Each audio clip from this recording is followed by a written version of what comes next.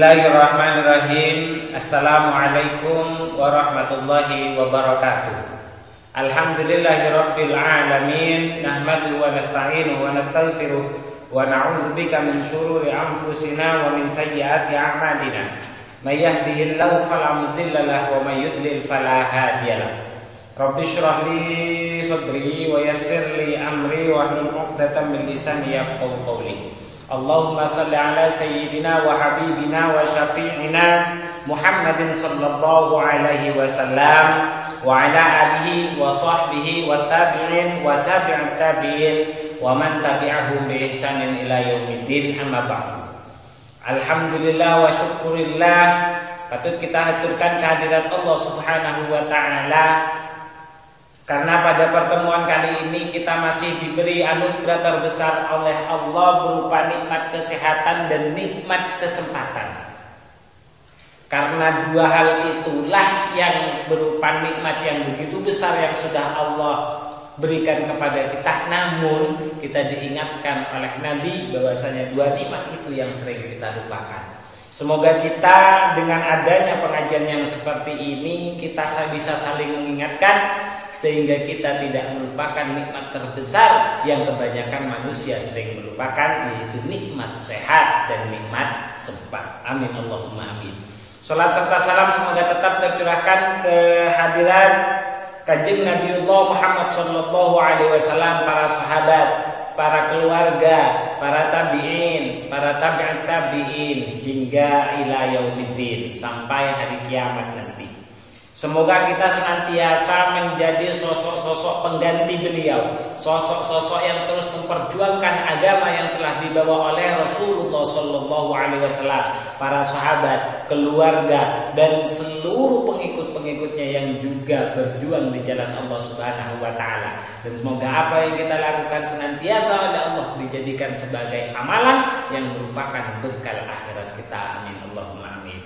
Baiklah ma'asyiral muslimin wa zumratal mukminin, hadirin dimanapun Anda berada. Kalau kemarin pada pembahasan sebelumnya dalam kitab Tashaihul Ibad kita sudah membahas tentang ungkapan yang disampaikan oleh Sayyidina Umar terkait dengan separuh akal, separuh ilmu dan separuh kehidupan.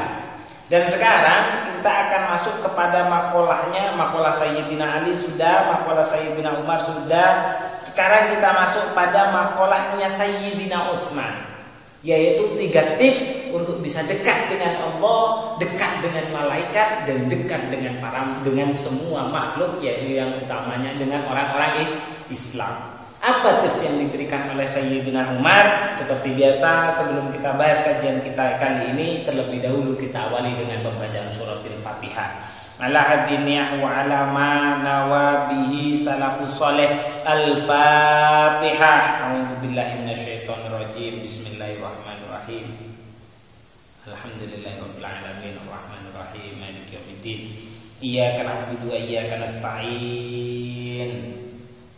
Ihdinas siratal mustaqim siratal ladzina an'amta 'alaihim ghairil maghdubi 'alaihim waladdallin. Rabbil firli wa liwalidayya amin amin ya rabbal alamin. Bismillahirrahmanirrahim. Alhamdulillahirabbil alamin. Wa qad qala al-musannifu rahimahullahu ta'ala wa nafa'ana bihi wa bi 'ulumihi fid dharain. Amin amin ya rabbal alamin wa ya mujibas sa'ilin. Wal maqalatu tawidawu ar-rabi'atu kang kaping 4 ai minas sulati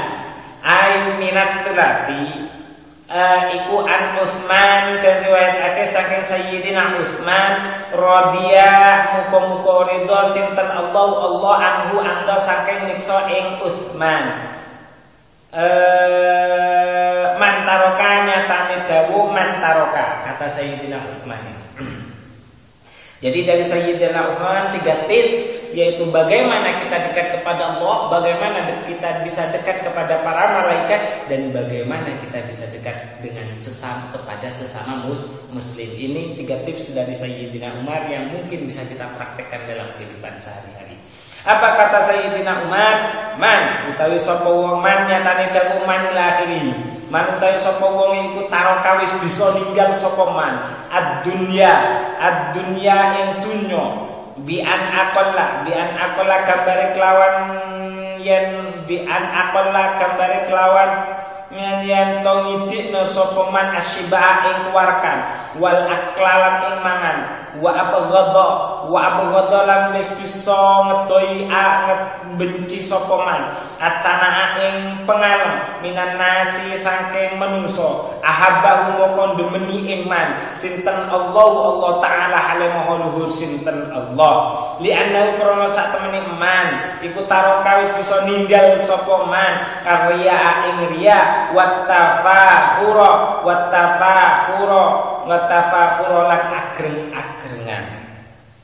Pertama, kata Sayyidina Umar, kalau kita mau dicintai oleh Allah, maka jauhilah dunia. Gambarannya orang yang dimaksud dengan menjauhi dunia tetap terkait dengan makalah sebelumnya, yaitu jangan ketika makan jangan terlalu kenyang, banyaklah berpuasa atau menyedikitkan makan. Artinya seringlah kita berpuasa sunnah, berpuasa baik itu sunat Senin Kemis, baik sunnah awal bulan, akhir bulan, yaumil abyad tanggal 13, 14 dan 15 setiap setengah bulanan. Kita puasa itu. Artinya menyedikitkan makan itu maksudnya seperti itu. Dan ketika makan kita itu tidak kenyang, tidak sampai masuk pada kapasitas kenyang. Walaupun ukuran takaran manusia dalam makan itu berbeda-beda. Terus kemudian yang ketiga abghadha astana minan nas. Jadi abghadha astana minan nas. Jadi membenci, tidak terlalu menggubris terkait dengan pujian manusia. Itu yang dimaksud dengan meninggalkan dunia. Kalau orang sudah bisa meninggalkan dunia dalam catatan hal-hal yang paling tidak 3 hal yang sudah saya sebutkan tadi, maka Allah yang akan mencintai dirinya. Maka Allah akan sangat memperhatikan dirinya. Maka Allah sangat mempedulikan orang yang seperti itu. Dikarenakan apa? Di sini dijelaskan karena dengan seperti itu secara otomatis orang itu sudah terbebas dari hal-hal yang berbau riya, di mana riya dari hal-hal yang berbau riya, pamer serta membanggakan diri sendiri. Di mana riya dan pamer, di mana riya itu adalah salah satu tanda-tanda bahwasanya kita tergolong orang yang syirik, tapi syiriknya khafi, itu riya. Sementara syirik itu merupakan dosa yang sangat tidak diinginkan oleh Allah. Bahkan syirik itu adalah salah satu dosa yang tidak mungkin diampuni oleh Allah Subhanahu wa ta'ala. Nah, awalnya dari riya itu. Dan tafakhur itu adalah gambaran lain daripada keriaan, dampak lain daripada keriaan yang senantiasa kita kemukakan di permukaan umum, yang senantiasa kita tampakkan kepada orang, kebaikan yang senantiasa kita berikan kepada orang. Selain riya muncul, biasanya akan memicu kesombongan yang akan lahir dari dalam diri kita. Kalau sudah sombong, maka salah satu sifat setan itu sudah melekat pada diri kita. Jadi wajar kalau Allah tidak mencintai kita orang-orang yang tidak bisa meninggalkan hal-hal yang sifatnya duniawi. Maksudnya duniawi di sini seperti tadi yang saya jelaskan. Pertama, dia senantiasa suka berpuasa atau menyedikitkan makan. Yang kedua, kalau makan tidak masuk pada batasan kenyang. Dan yang ketiga, dia tidak terlalu menggubris pujian dari manusia. Jadi pujian manusia itu tidak dijadikan sebagai sesuatu yang membanggakan diri. Itu adalah sesuatu, ya dia bersyukur saja. Dan dia tetap merasa ketika mendapatkan pujian alhamdulillah. Dan dia sadar betul dengan makna alhamdulillah bahwasanya segala pujian itu tidak lain hanya milik Allah Subhanahu wa ta'ala. Kan itu makna dari alhamdulillah. Jadi ketika dia dipuji, wah sampai hebat, dia bilang alhamdulillah dengan perasaan bahwasanya tidak ada yang pantas dipuji kecuali Allah Subhanahu wa ta'ala. Karena hakikat dari pujian itu sebenarnya hanya milik Allah Subhanahu wa ta'ala. Seperti itu. Nah, orang kalau sudah bisa seperti itu, maka dia tergolong, dalam kitab ini dijelaskan tergolong orang yang sudah bisa meninggalkan duniawi. Kalau orang sudah bisa meninggalkan urusan duniawi, maka Allah yang akan mencintai dia, maka Allah yang akan mendekati dia, dan Allah juga yang akan memperhatikan dia. Kalau sudah pencipta alam semesta yang memperhatikan kita, apalagi yang kita mau? maka semuanya insya Allah akan terpenuhi sesuai dengan keinginan kita dan ridho Allah Subhanahu wa ta'ala.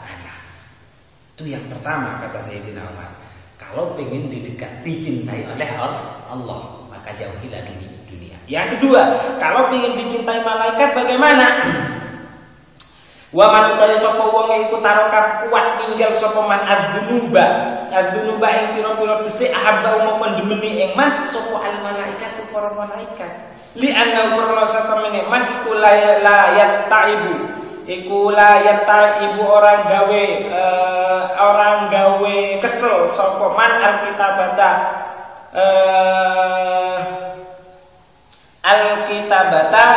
alkitabata ing nulis layat taibu alkitabata ora kesel alkitabata ing nulis sapa alladzina wong akeh utawa para malaikat yang gunakan padha nampa tugas nyatet sapa alladzina as-sayyiati ing pira-pira keelekan.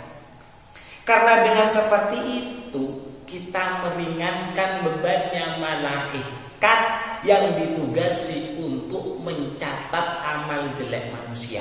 Dan itu merupakan hal yang paling tidak disukai oleh malaikat. Jadi malaikat itu aslinya itu tidak suka melihat hamba Allah itu melakukan maksiat. Kalau Gusti Allah itu dikon-kon catat, oleh Allah disuruh catat perbuatan jelek yang dilakukan oleh manusia. Sementara sifat malaikat itu tidak suka kepada kejelekan. Jadi kalau nulis kejelekan malaikat itu tidak senang. Kalau nulis kebaikan malaikat itu senang gitu loh.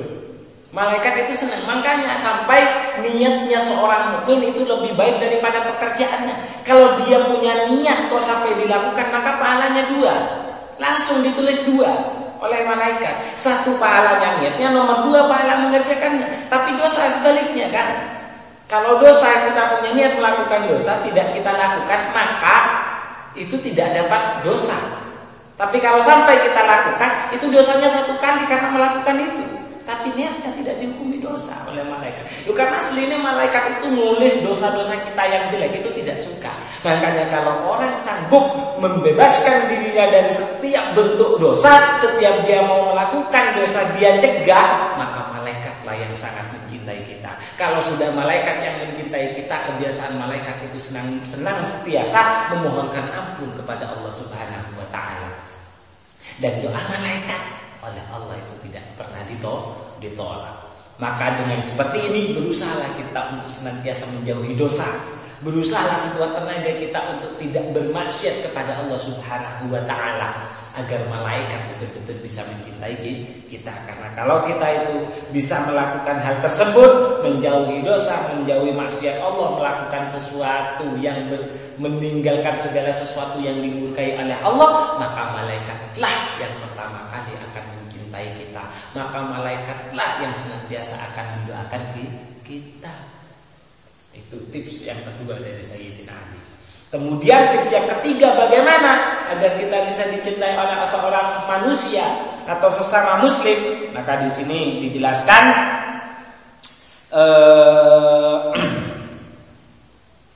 wa man utawi sapa wong iku hasama bisa nyegah sapa man atoma ing sifat toma anil muslimina saking wong muslim ai qata'ahu tegese bisa megot sapa man ing toma anhum anda saking muslimin ahabbahu mukon demeni ing man sapa al muslimuna pira-pira wong muslim li annahu krana sak temene man iku layak diru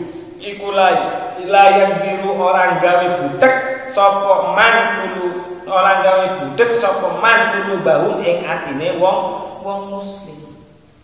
Dan yang ketiga, kalau kita mau dicintai oleh orang muslim, maka tahanlah, cegahlah sifat ketamakan kita, sifat keinginan untuk menguasai semuanya, keinginan untuk memiliki semuanya. Tahan itu. Jadilah orang yang suka berbagi. Karena dengan seperti itu kita akan dicintai oleh sesama muslim. Karena apa? Orang yang sukanya ingin menguasai dirinya sendiri, semuanya ingin dideweni, ingin dimiliki sendiri, itu akan membuat rusak hati orang muslim yang lain.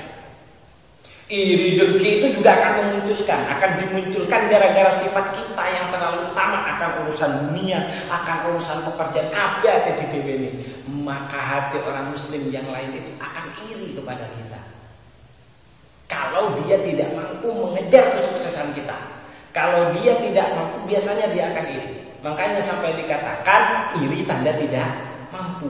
Biasanya ketika ada orang sukses, tapi suksesnya itu pengen didewe-dewe, tidak mau berbagi dengan sesama, wajar kalau ada orang iri.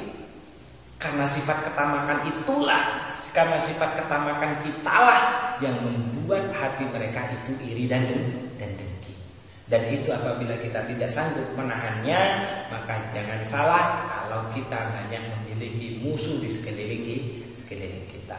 Maka bagaimana caranya agar kita tidak diiri oleh orang lain, kita tidak dibenci oleh orang lain? Senanglah berbagi.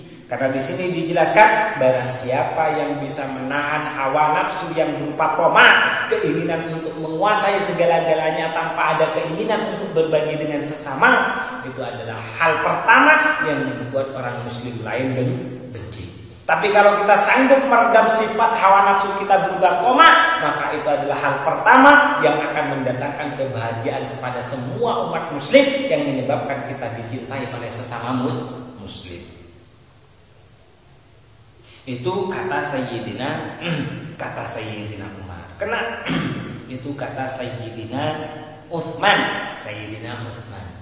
Yang pertama kata Sayyidina Ali ada berapa kemarin itu?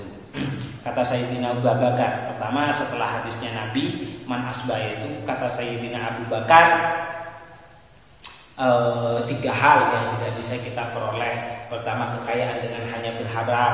Kemudian kemudahan, sifat mudah dengan cara menyemir rambut. Terus kemudian yang ketiga kesehatan dengan adawiyah, dengan obat-obatan itu tidak mungkin. Itu kata Sayyidina Abu Bakar. Kemudian kata Sayyidina Umar, separuh akal, separuh ilmu, dan separuh kehidupan. Separuh akal itu adalah husnul tawaddud, bagusnya kita memperbaiki rasa cinta kita. Husnul tawaddud itu memperbaiki, mengindahkan kasih sayang kita kepada sesama. Itu dikatakan sebagai separuh akal. Terus kemudian baiknya kita bertanya terkait dengan keilmuan, itu sudah masuk pada separuh ilmu. Dan yang terakhir itu adalah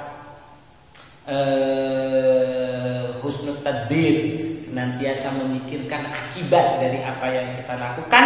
Itu sudah merupakan separuh dari kehidupan. 3 hal, semuanya 3 hal. Sekarang yang Sayyidina Utsman, 3 hal yang merupakan salah satu bisa kita jadikan sebagai tips dalam menghadapi kehidupan, yaitu untuk dicintai oleh Allah, jauhilah dosa. Untuk dicintai oleh Allah, jauhilah dunia. Untuk dicintai oleh para malaikat, jauhilah dosa. Untuk dicintai oleh sesama, senangnya untuk berbagi.